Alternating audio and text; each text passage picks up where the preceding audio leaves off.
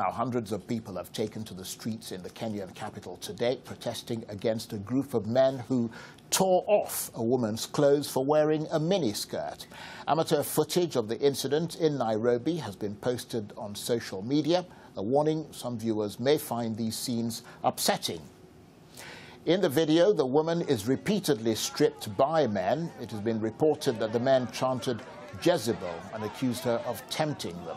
The public stripping has caused outrage among Kenyans, with the hashtags #MyDress, #MyChoice and stripping shame trending on Twitter. Well, joining me now to discuss some of the issues raised in this story is women's rights activist Jusnah Gadi. Well, Jusnah, thank you very much indeed for joining us. So a woman publicly stripped last Wednesday for wearing a mini skirt. Was that a bad thing, do you think? I think it's absolutely disgusting and it's completely disconcerting to the cause of human rights. This is not just a woman's issue, this is a human rights issue and the whole world needs to react.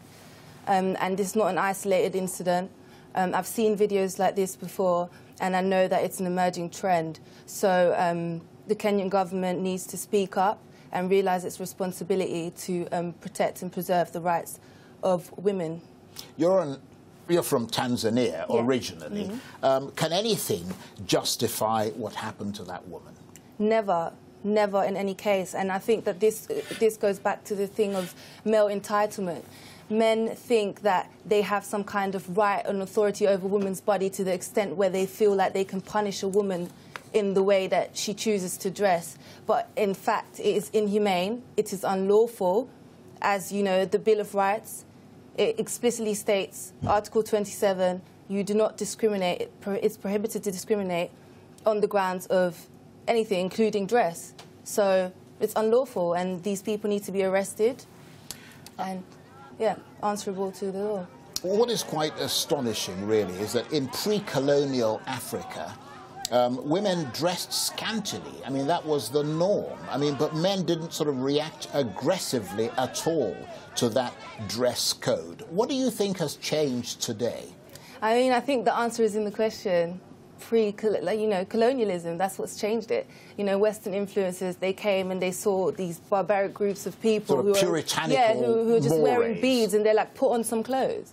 So now all of a sudden, years of brainwashing later, we're like, oh my God, how could you, be naked or walk on the street underdressed when this is something that's embedded in our culture? As you said, this video has brought up what appears to be a troubling trend, which sees this form of attack happening and being filmed. I mean, your own auntie apparently sent you a similar clip of this happening in Tanzania, where you're from. Tell us about that.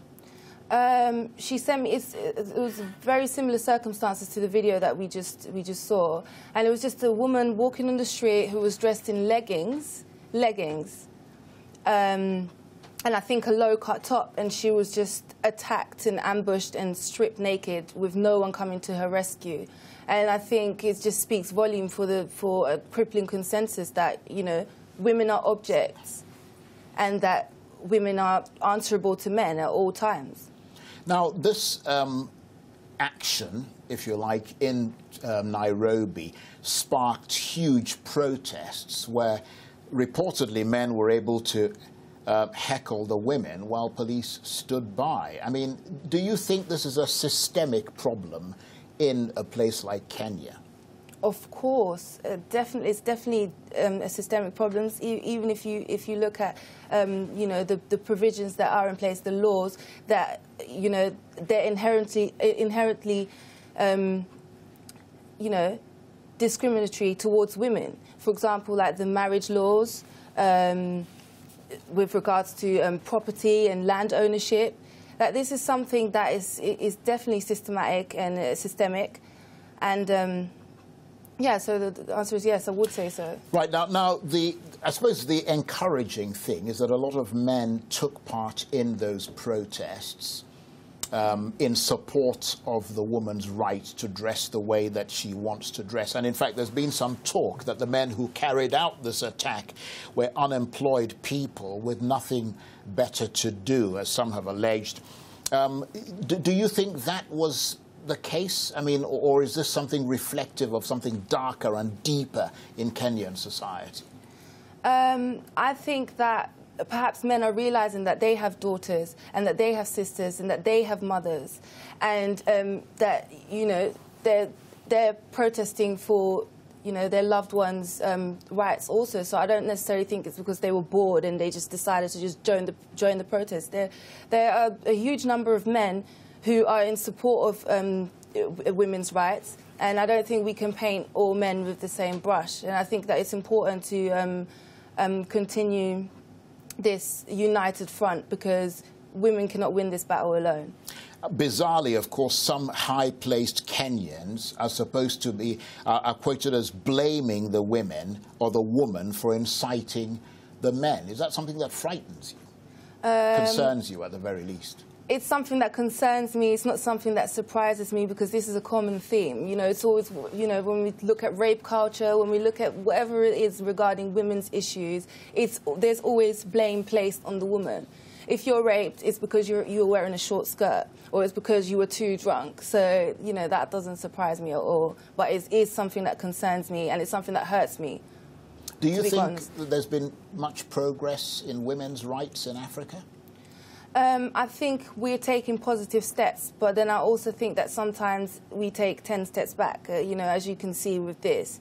I mean, women are advancing when it comes to education. Women are advancing when it comes to, you know, politically and being decision makers and represented in Parliament. But we still have a very, very, very long way to go. But surely, I mean, surely this has to be an isolated incident. I mean, I travel through Africa and I see women dressing the way they want to dress. I mean, do you think this was particular to a section of the city? Because no, I mean, it's not something that happens on a regular basis. I mean, define isolated. When you say you don't, you know, isolated as in it's only happened once, or do you mean isolated like maybe only happens? No, I'm not obviously trying to justify that action. Obviously, we have to, you know, be robust in condemning it. But what I'm saying is that this is not something that you find happening every day. And I mean, you know, it's something that is, I mean, isolated, isn't it? I mean, I travel through Africa. I see women dress the way they want to dress, and I don't see men sort of leaping on them and ripping their clothes off. I would never say that it's isolated, even if it only happens once, because I think that undermines the seriousness. I mean, all you need to do is type in on YouTube, woman stripped, and you will come across footages in Zambia, in Tanzania, in Kenya. So this is the alarming trend, and I don't think that we should treat it as something that is just, you know, a by the way, oh my God incident. Well, I think we've got some sort of global response to this, haven't we? I mean, I think we're going to run that in a minute and see what the world has been saying about this. These are hashtags that have been trending. We can see that today's protests were just a small first step. So much action needed by each of us as citizens, plus government upholding the law. Another one saying every woman who has a house help should not talk about my dress, my choice. They don't allow the girls to exercise it. And another one says, our values and respect for one another's choices start from how we raise our boys and girls. Your reaction to that? Yeah, I agree. It definitely, you know, it all starts from at home, how we're socialized in the home and how our parents instill, you know, our values and our position in this society. And we need to teach young boys that women are not objects. And we need to teach young women that they have a voice. So I definitely agree with that one tweet that I managed to pick up. OK. Yeah. Jusnah Gadi, who is a women's rights activist, thank you very much indeed for joining us. Thank you for having me.